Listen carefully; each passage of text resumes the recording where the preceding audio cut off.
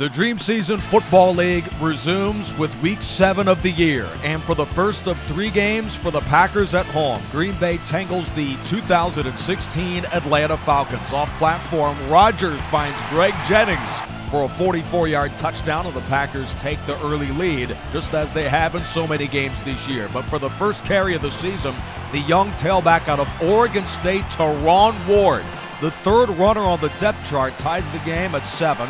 Green Bay leads by a field goal in the fourth quarter. This Taylor Gabriel catch of 37 yards sets up the go-ahead touchdown to, of all players, go figure, fullback Patrick DeMarco. His first catch of the season is a go-ahead touchdown reception late in the fourth quarter. Green Bay, just as they have in so many times all year, searches to come back down by 4 late in the game. After an Atlanta face mask, this 22-yard throw to Jordy Nelson, due to poor clock management, would be the final play of the game. Deion Jones of Atlanta anchors an excellent defensive effort and a 14-10 win for the Falcons, who are now 4-3. The Buccaneers and the Panthers may have traded punts the entire game here at Raymond James, but they did settle for what was an incredible finish. Keenan McCardell reels in this touchdown throw from Johnson. That is his 10th of the year. Then Greg Olsen pushes the Panthers back into field goal range. Then on the final play of regulation, Jonathan Stewart, who needs to make one man miss to cross the goal line, Brian Kelly is there to make the play, and the Panthers are shut out for the first time this year in a 7-0 Buccaneer win. Meanwhile, from Pittsburgh, the Colts, led by the excellent Peyton Manning, who also leads the league with 10 touchdown throws. He flips it short to Dallas Clark, who has been sensational this season, and up 10-6, Peyton Manning does it again. In the back line to Marvin Harrison. The Indianapolis Colts have jumped from 0-4 to 3-4 with back-to-back impressive road wins. Pittsburgh's offense has just been miserable this season with 8 points per game. The Steelers are 2-5. The Broncos won their first game last week, 27-20 at home against the Ravens, and outtangled the Chargers at Qualcomm in San Diego. Eric Parker reels in this 61-yard touchdown to give the Chargers the early lead. But both Erics, Eric Decker of the Broncos and Eric Parker of the Chargers, would gain over 100 yards each in a back-and-forth game from San Diego. Midway through the fourth quarter, no Sean Moreno, who had a dismal performance with only 27 yards today. He is denied, and Matt Prater from 55 is just to the right, and the Broncos leave the door open for the Chargers. San Diego, who is vying for a playoff spot as well at 2-4 coming in. A first down pickup for LaDainian Tomlinson sets up the comeback try. Keenan McCardell gains 15, and with under a minute to go on 3rd and 5, Phillip Rivers fires yet again to Eric Parker, who has been incredible this year with over 400 yards on the season. The Chargers, off the touchdown, lead by 4 late in the game. Broncos with a last-ditch effort here on 3rd down and 10, and Peyton Manning on the final play of the game is sacked by Jamal Williams. Denver will be eliminated from the playoffs if they lose next week at home to the Jets. San Diego's now 3-4. Raiders secure the 4 seed with a win today at home against the Chiefs. After a double-digit play drive, Kansas City's Harrison Butker is blocked by Clarence Love and scooped up by Rod Woodson for a 75-yard return touchdown. The Raiders, after a Gannon to Brown touchdown, lead 14-6 at the half. Then on 3rd and 4, Gannon finds Garner for a gain of 22, and the veteran from Tennessee caps off the drive with this 2-yard score. The Raiders were a perfect 3 for 3 scoring touchdowns in the red zone today. Mahomes, who would throw for 236 yards in the game, converts 4th and 20 with a big throw to Tyreek Hill of 27. Then Kareem Hunt, the excellent young tailback from Toledo, scores his 4th touchdown of the year. Incredible season for Hunt, and our score is 21-13. Raiders would all but secure a win with a touchdown here. Rice makes the catch, then Tim Brown on the outcut gains 12 on a first down, and Oakland finishes off the Chiefs with a 18-yard run from Tyrone Wheatley. That is his first touchdown of the season.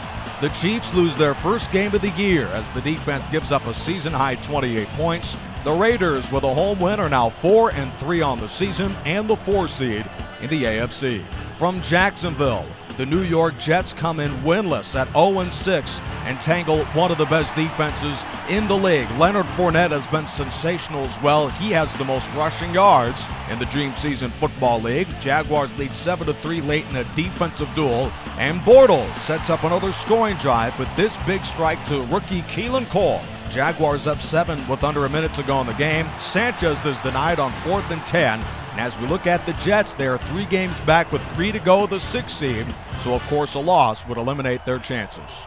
Rams 2-4, Saints 4-2. Kurt Warner and Drew Brees engineer one of the great games of the year from the Mercedes-Benz Superdome in New Orleans. Kurt Warner comes out firing with a 38-yard pass play here. It's part of a 7-play, 75-yard touchdown drive on the opening possession of the game. Marshall Faulk scores one of his 2 touchdowns to cap off the scoring march for St. Louis. Off-play action, Drew Brees finds Robert Meacham. His only catch of the game is fresh off of 5 broken tackles, and he scores for New Orleans. How did he do that? We're tied at 7 as we take a look at one of the best plays of the year. Robert Meacham, you see the entire defense collapsing on Meacham. How did he get away from that? And the wide receiver by way of Tennessee ties the game at 7. In the second quarter now, Kurt Warner is at an issue with the interceptions. Is picked off by linebacker Jonathan Vilma. That is his 7th interception to lead the league this season. It's a fake. Mark Brunell scores for the New Orleans Saints. Where have we seen that before? Under the sleeve of head coach Sean Payton. 14-7 into the second half. Seam route downfield to Marcus Colston, and he breaks more Rams tackles and increases the Saints' lead in the second half. 10th touchdown throw of the year for Drew Brees. 4th and 5, if they are stopped, that's the game. But Kurt Warner delivers a strike downfield 12 yards to Torrey Holtz and a 4th down conversion. Then Warner lobs the Trung candidate, the reserve tailback, and Marshall Faulk is in the end zone again. The Rams rack up 394 yards and 20 first downs, but also 3 turnovers hampered the Rams. 3rd down stop by way of that St. Louis defense. Then with a minute to go, out of timeouts, Warner lobs a deep ball downfield for Holtz. That sets up St. Louis just outside the red zone before Ricky Proehl gains 6. And with under 20 seconds to go in the game, this is the final play if there's a tackle in bounds. Warner is pressured, dumps it short. Faulk makes the catch. He's at the 5. He's at the 2.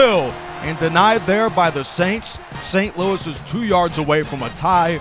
Drew Brees, the second best passer in the league, guides the Saints to a 5-2 start to the year. New Orleans could clinch the playoffs next week at Atlanta. Well, the Seahawks are one of only 2 teams that are still unbeaten on the road. This is their 3rd road game of the season. Robert Turbin scores the only touchdown of the game.